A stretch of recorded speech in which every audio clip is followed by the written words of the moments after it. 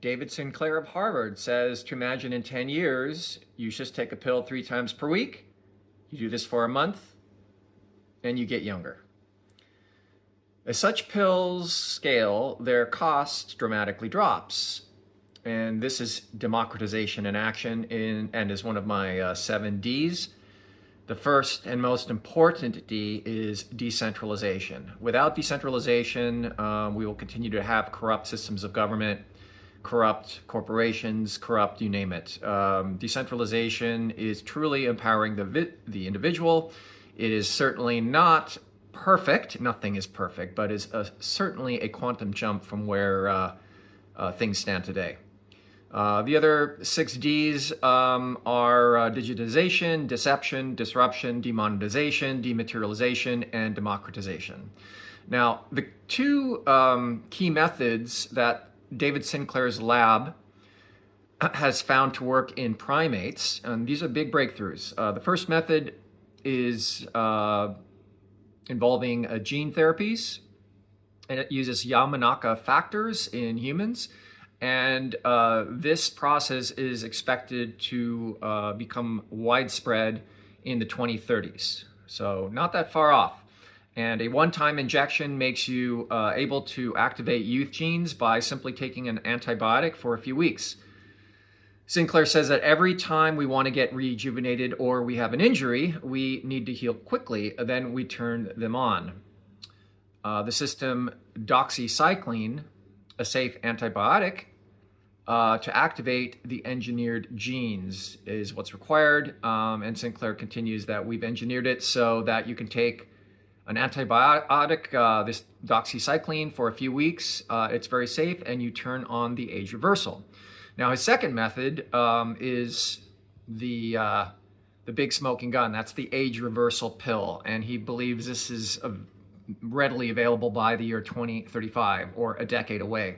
And these pills are under development, and actually he says that at the latest it will be 2035. They could become available as early as 2028, 3 years away. And these are AI designed, and no wonder the process is taking far less time than expected.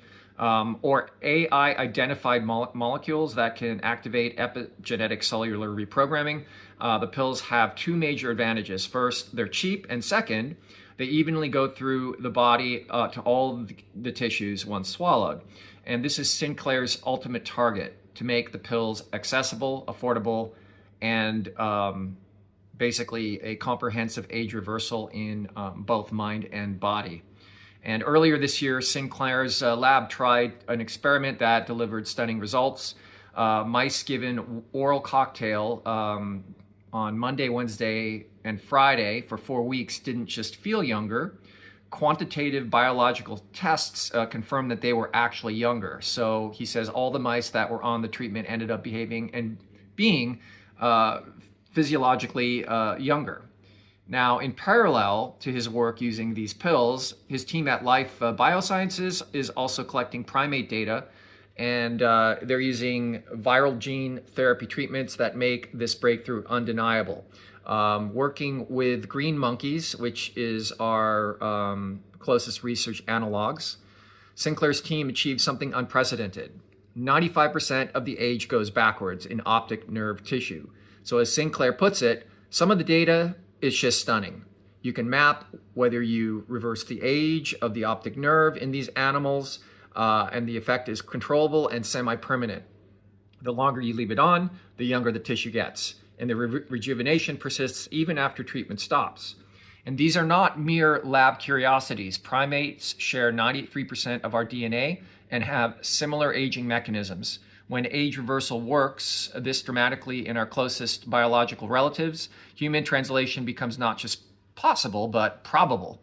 And while science is a series of realizations that has only reached the portal of the sub-empirical, which is less than 0.01% of the unmanifest and scientifically knowable, great strides have been made in AI, which will supercharge discoveries in healthcare.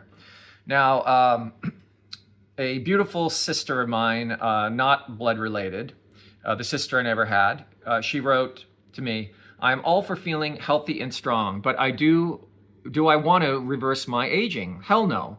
Do I want to outlive my peers? Nope. Immortality, an awful thought.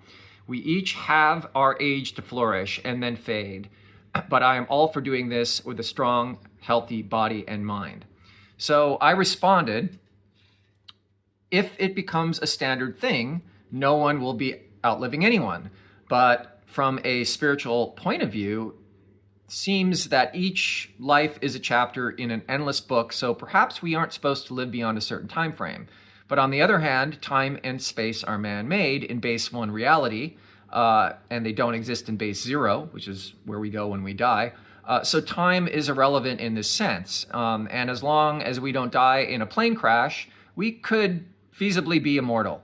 Longevity, escape velocity is around the corner, and soul growth is our perfect purpose. So perhaps such can be achieved on a grander scale if we don't die, but instead maintain the mind and body of an ideal age where creativity flows. Yet stockpile wisdom so each of us becomes enlightened, non-attached, non-local in this life. And then we have a much greater shot at graduating from 3D fear into 5D unconditional love.